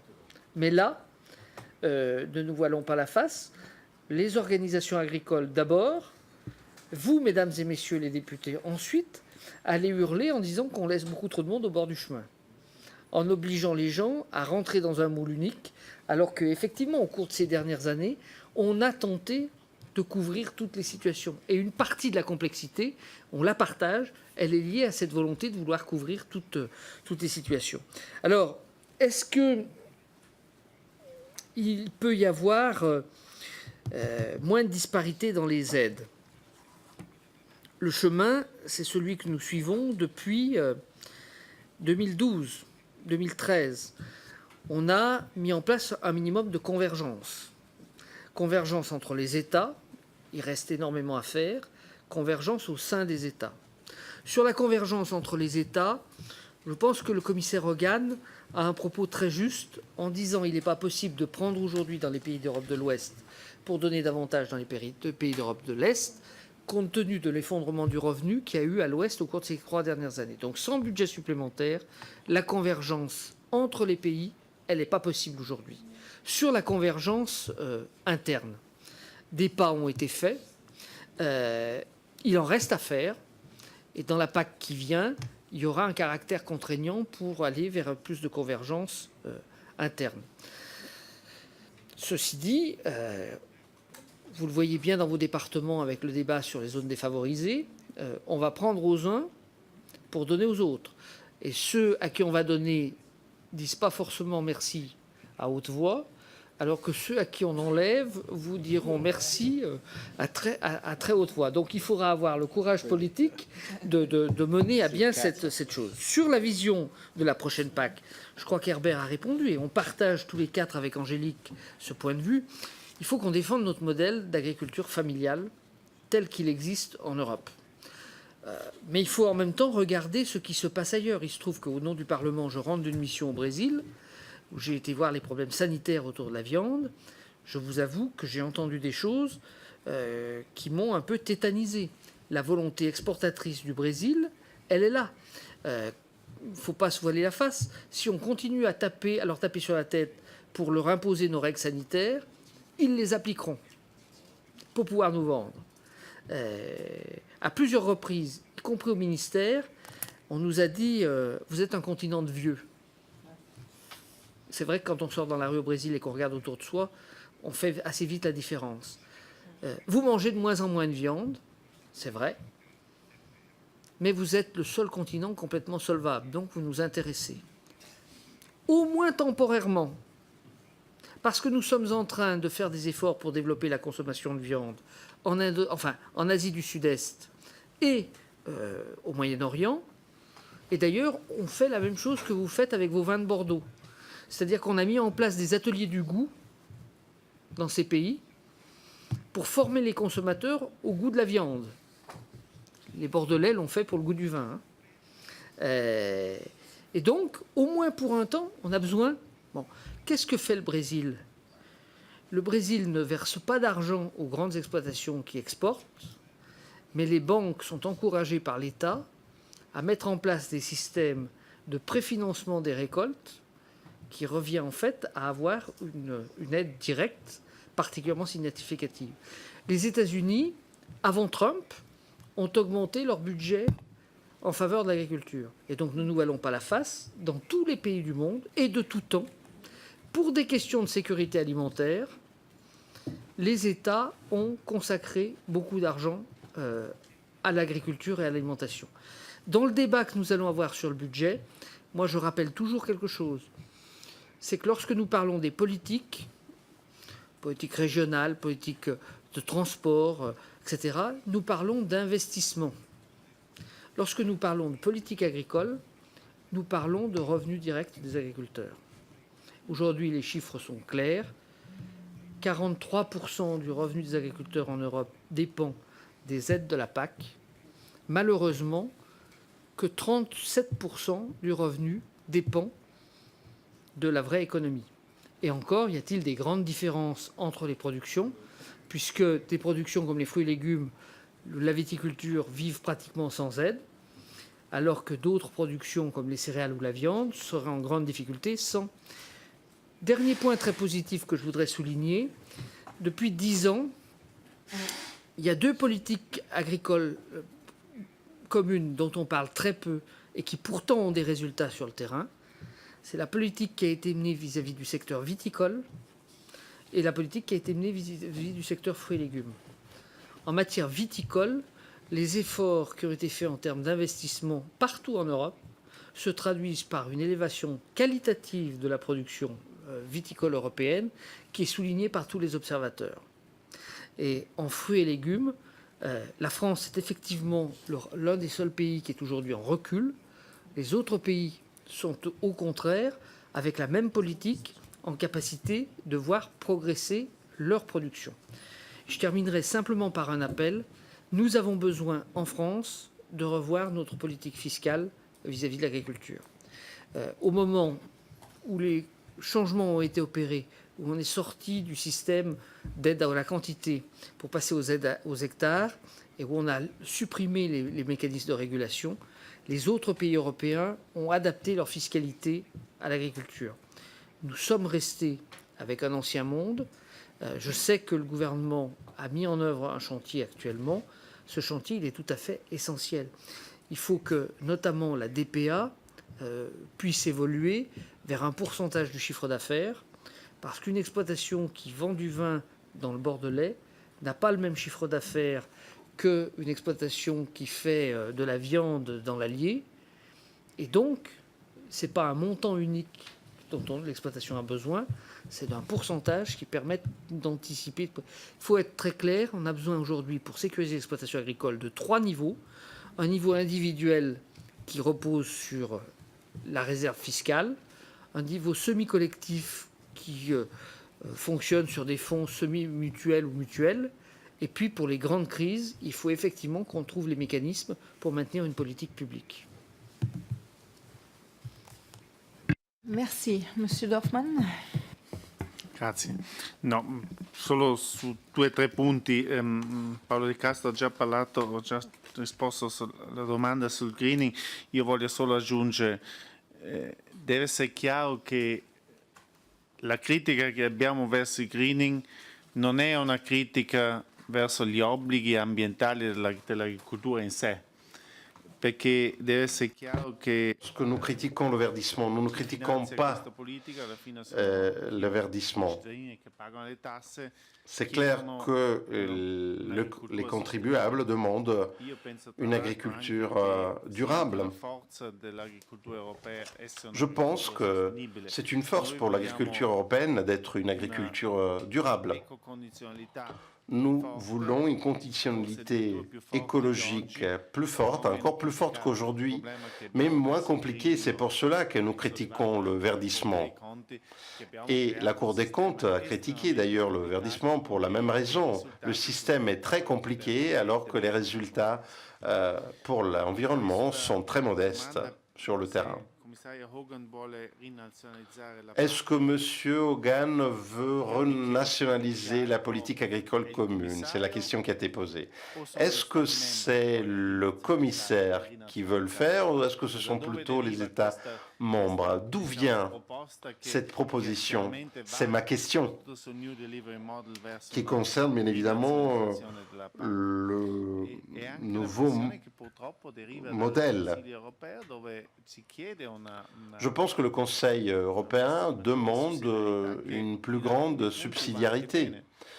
Et parfois cela peut être positif, mais je crois que dans le marché unique, il faut également avoir une politique agricole commune. C'est grâce au marché unique que la politique agricole commune est justifiée. Nous avons eu l'expérience de la gestion de la crise du lait.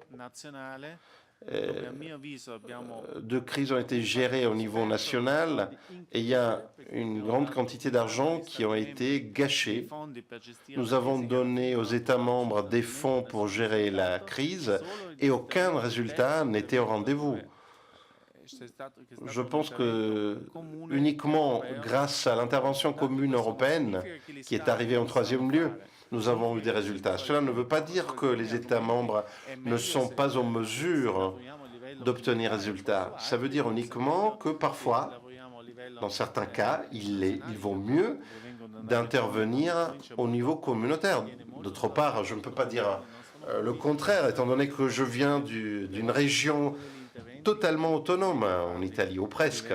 Donc, mais la subsidiarité est importante dans les deux sens.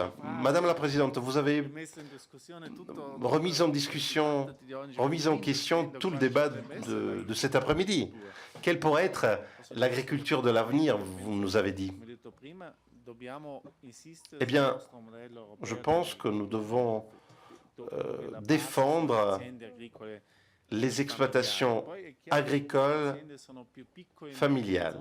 Parfois, ces exploitations sont plus petites. Chez moi, il s'agit de 5 hectares, ailleurs, il s'agit de 500 hectares. Mais le problème est la gestion de l'exploitation agricole. Et l'agriculture européenne doit être innovante. L'innovation est fondamentale dans l'agriculture. Il ne faut pas négliger non plus le grand patrimoine de l'agriculture européenne, Je pense à la grande tradition française, entre autres, aux AOP, je pense à nos savoir-faire qui sont un grand avantage en Europe et dans le monde. Si nous regardons ce qui peut être vendu dans le monde entier, eh bien, nous retrouvons toujours des vins français, des vins italiens, des fromages, des jambons qui ont une longue tradition. Donc, il faut savoir associer l'innovation et la tradition toujours. L'agriculture européenne doit être fondée et doit viser à la qualité. C'est la seule solution, étant donné que nos territoires sont coûteux par nature. La seule solution, c'est d'avoir des produits de qualité qui donnent satisfaction au niveau national et également dans les marchés internationaux. Et j'ai un beau rêve. Lorsque vous avez posé la question de savoir quel peut être le rêve, eh bien, nous pouvons espérer que les agriculteurs puissent obtenir un revenu encore plus important grâce à leur activité économique. Et nous pouvons souhaiter que l'aide doit plutôt être portée sur l'innovation, sur, disons, les zones défavorisées, les zones de montagne qui se trouvent dans des situations particulières. Il sera peut-être possible de réduire à l'avenir le premier pilier. Je pense que cela pourrait être la bonne direction. Merci beaucoup. Angélique Delahaye, également membre du Parlement européen, souhaite réagir. Oui, merci Madame la Présidente. Juste pour attirer votre attention, parce que moi je siège certes en commission agriculture, mais surtout en commission environnement. Et face à vos interrogations sur le verdissement, sur sa remise en cause, je veux dire que la commission environnement a été assez unanime sur le rapport que j'ai porté pour avis à la commission agriculture sur finalement un autre modèle qui n'oppose plus agriculture et environnement, mais bien qui met en place des outils pour accompagner l'agriculture vers ce que nous avons appelé la double performance économique et environnementale. Et je voulais à cet instant remercier mon collègue Dorfmann et l'ensemble des membres de la commission agriculture qui ont reçu très favorablement cette proposition de la commission environnement.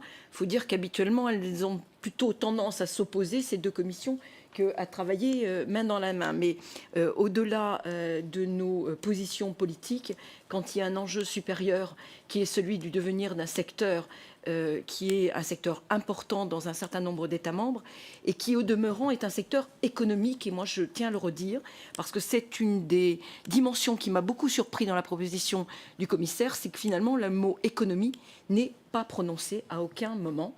Et je crois que si la contribution de la commission environnement à la commission agriculture a été de réintroduire cette notion d'économie en liant environnement et économie, bien, nous aurons fait un petit pas pour l'agriculture, mais j'espère un grand pour son avenir. Voilà, en tous les cas, merci de cette invitation et je crois très important que nous continuions à échanger entre nationaux et européens sur les travaux que nous menons de part et d'autre dans nos fonctions respectives. Merci Madame la Présidente. Merci beaucoup, parce que ça aussi, c'est vraiment un projet qu'on a. Nous aimerions bien renforcer les liens entre le Parlement national, particulièrement notre commission, avec les parlementaires européens. Monsieur Brichard. Oui, merci. Peut-être rapidement m'autoriser à faire un petit commentaire, en tout cas, sur des sujets peut-être moins agricolo-agricoles, je vais dire ça comme ça, parce qu'il y a été soulevé deux points, et comme on a eu l'occasion à la FNSEA de faire un rapport d'orientation il y a un an, à la fois sur la politique agricole commune, mais plus généralement sur l'Europe, sur les deux aspects qui nous semblent devoir être travaillés pour avoir une Europe plus ambitieuse et plus fonctionnelle, et en tout cas mieux comprise par les citoyens et mieux acceptée parce que plus protectrice.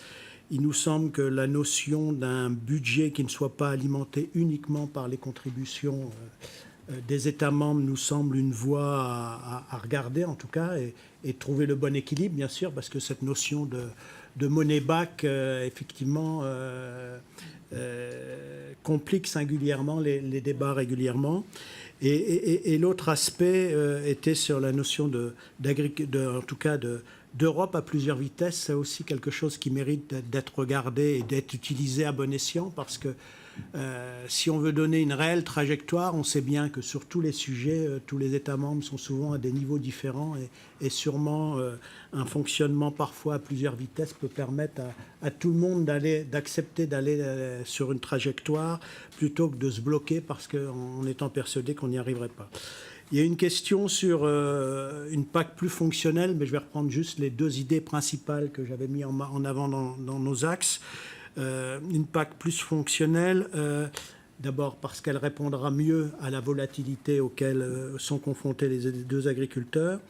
Et sur le deuxième aspect de cette double performance que vient d'évoquer Angélique Delahaye, c'est effectivement favoriser sur la prise en compte, en tout cas environnementale et de la durabilité, plutôt les démarches de progrès des agriculteurs. C'est comme ça qu'ils avanceront plus facilement et plus efficacement, plutôt que, j'ai envie de dire, mais permettez-moi l'expression, de parfois des mesures un peu bêtes et méchantes qui ne sont pas du tout applicables au niveau des exploitations et qui fait que les agriculteurs ont plutôt envie de rejeter ces pas en avant qui sont assez régulièrement prêts à faire. Et puis, juste, il y avait une question, je ne sais pas si c'est à moi de faire un commentaire là-dessus, mais en tout cas, je n'ai pas envie de rentrer dans le débat de savoir si, sur le budget, la France a tout fait à ce stade. Nous, en tout cas, à la FNSE, on sera très pragmatique. Ce qui nous importera, ce sera le résultat final. Voilà, merci. Merci beaucoup. Monsieur Pasquier. Alors, je ne sais pas si j'ai noté toutes les questions, mais ça a plus ou moins déjà été dit, mais l'Union européenne annonce, en tout cas nos gouvernants nationaux ont, soi-disant, un projet ambition pour l'Union européenne, en tout cas en France et dans certains pays. Ça doit se traduire par le budget. Aujourd'hui, avec 500 et quelques millions d'habitants, moins quand il n'y aura plus la Grande-Bretagne, mais le budget de l'Union européenne pour 500 millions d'habitants est l'équivalent du budget de la Belgique pour 12 à 13 millions d'habitants.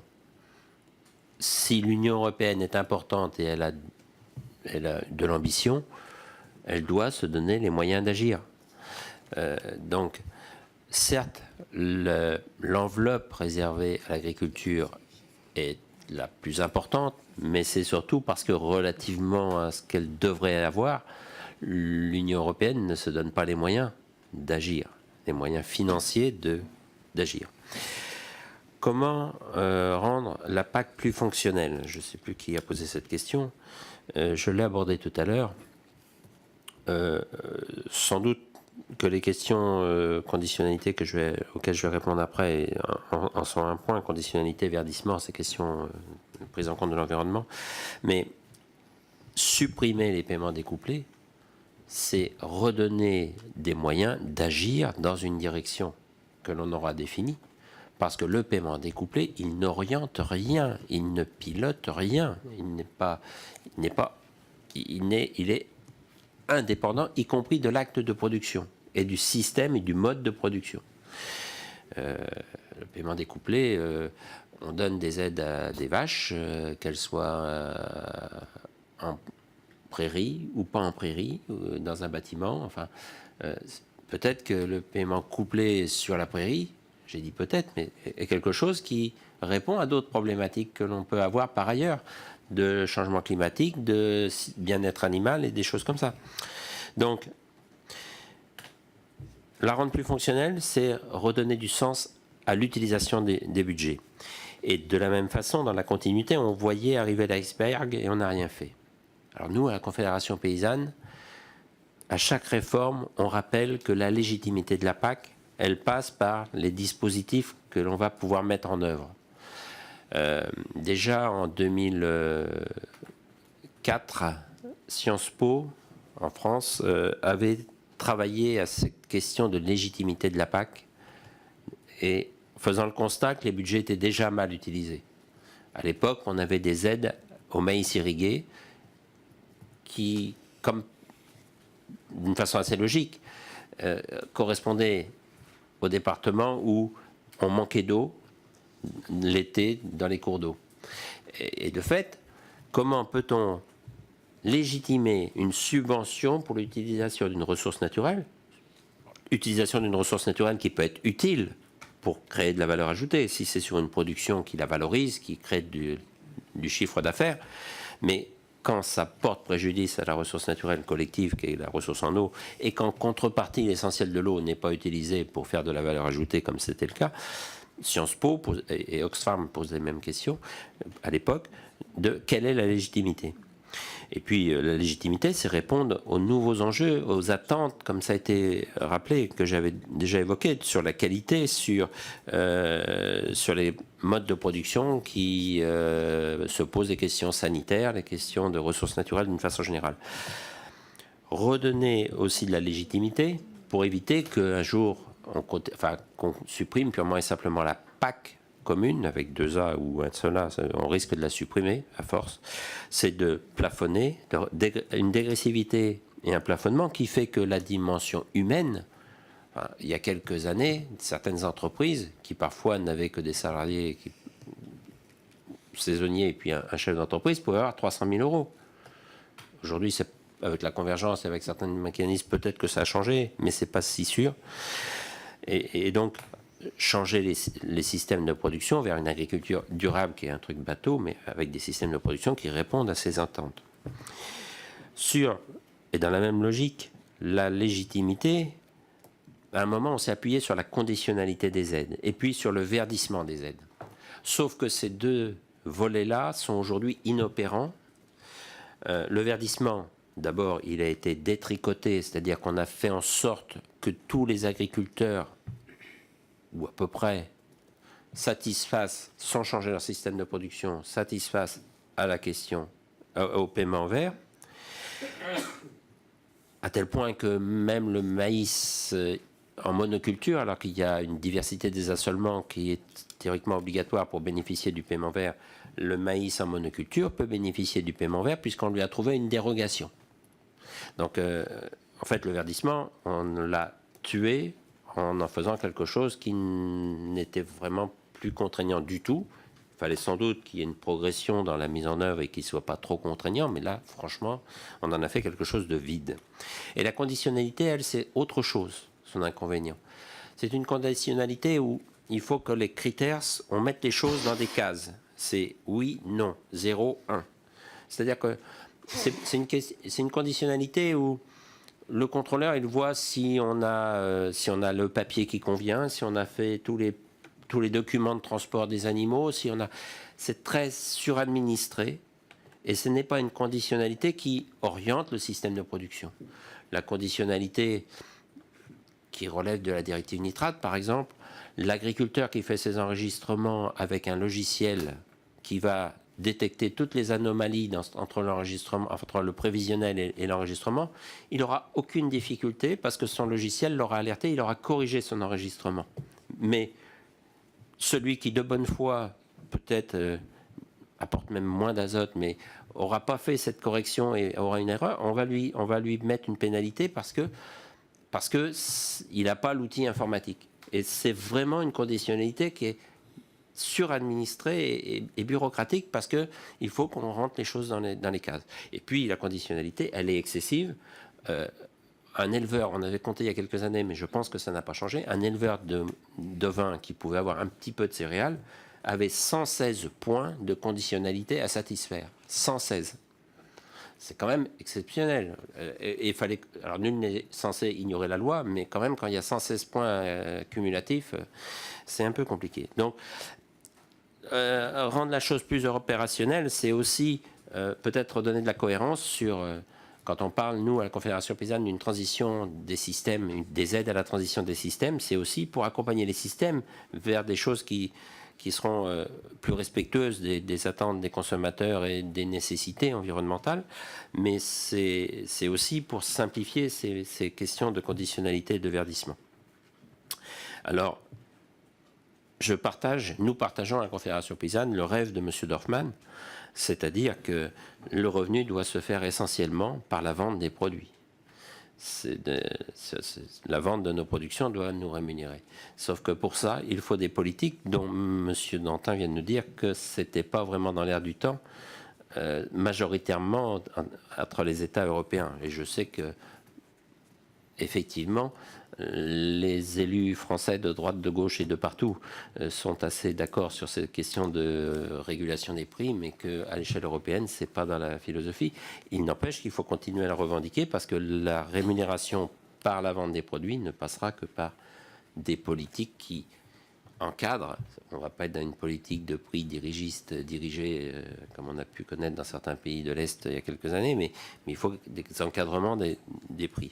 Et puis il y a un élément qui nous tient à cœur à la Confédération paysanne parce qu'il a un enjeu territoire important, c'est l'accompagnement des petites fermes. Les petites fermes aujourd'hui, et notamment avec les déclinaisons françaises de la dernière PAC, sont exclues d'un certain nombre d'aides. C'est-à-dire que pour une même surface ou un même volume de production, la petite ferme reçoit moins d'aide qu'une ferme plus importante, ramenée à l'unité de production. Et ça, c'est quelque chose de scandaleux, parce que la petite ferme, c'est ce qui fait de l'entretien du territoire, de la vie, de la démographie dans les territoires, parce que dans certains territoires, l'agriculture est quand même la seule ou quasiment la seule activité. Et de ce fait, les petites fermes ont aussi du sens. L'agriculture dessine des paysages. Pour avoir des paysages, il faut avoir des gens dans les paysages. Et la désertification humaine se fait en Champagne-Ardenne, se fait aussi dans les zones de montagne. Ce sont des raisons différentes. C'est quand les fermes grandissent trop, on n'a plus de vie dans les territoires. Et les deux raisons, la déprise d'une part ou l'agrandissement excessif, conduisent à ce même constat. Merci beaucoup. Merci beaucoup à tous nos intervenants, monsieur les parlementaires européens. J'espère qu'on va se revoir à d'autres occasions pour continuer ces échanges. Merci, monsieur le représentant des syndicats agricoles. De même, je pense qu'on a encore beaucoup de questions à se poser dans le cadre de cette négociation. Merci. Et chers collègues, nous nous voyons demain, jeudi à 10h, en salle de la Commission des finances, par contre, pour l'audition conjointe de Pierre Moscovici. 9h15. Ah, pardon. 9h15. Et l'examen du rapport pour observation sur le projet de loi pour la liberté de choisir son avenir professionnel.